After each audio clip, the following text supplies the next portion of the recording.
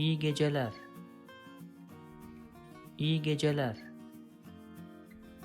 İyi geceler. İyi geceler Harun. İyi geceler Harun. İyi geceler Harun.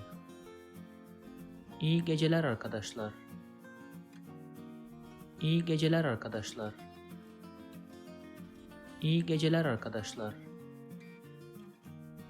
Herkese iyi geceler. Herkese iyi geceler. Herkese iyi geceler. If you liked this video and learned something new, please subscribe to my channel to watch more lessons on how to learn Turkish the easy way. Also, if you think this video can benefit somebody else, please share it with others because sharing is nice, sharing is helpful.